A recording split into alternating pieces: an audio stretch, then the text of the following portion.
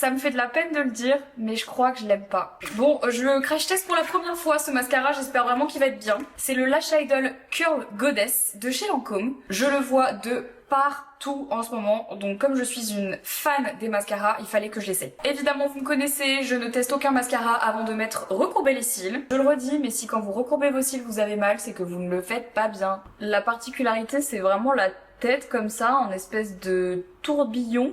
Sauf que moi, j'avoue que ce que j'aime pas sur cette tête, c'est que c'est une tête en poil.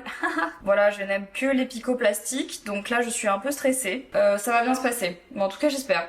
Il est censé tenir jusqu'à 30 heures, c'est énorme. Hein. Alors, sauf si vous avez vraiment pas le choix, pour votre travail ou quoi, je ne vous recommande pas de garder un mascara plus de 30 heures les gars. Démaquillez-vous, c'est pas bon pour vos yeux. Hein. Ok, alors là, on commence à avoir quelque chose de pas mal. Ça fait quelques paquets à la racine, je sais pas trop pourquoi. Là, j'avoue que je suis un peu impressionnée. En fait, ça dépose beaucoup de matière, j'ai l'impression. Donc en fait, c'est vrai que vous avez la sensation que la racine de vos cils est hyper fournie. C'est très noir en fait. Ouais, c'est quand même... Oui, si le résultat est quand même dingue. Alors, c'est marqué sans paquet ni résidus. Là-dessus, je suis un tout petit peu moins d'accord. Je trouve quand même qu'il y a pas mal de cils qui se collent entre eux et j'ai beau essayer de les diviser. J'ai quand même ici, notamment à la racine, quelques clampes, comme on dit, là, des petits endroits où ça colle un peu, où ça fait un peu des paquets, quand même. Et jusqu'à 800% de volume supplémentaire. Si tu regardes le avant-après, oui, bon là, on a 800%. On est à 800%, oui, clairement.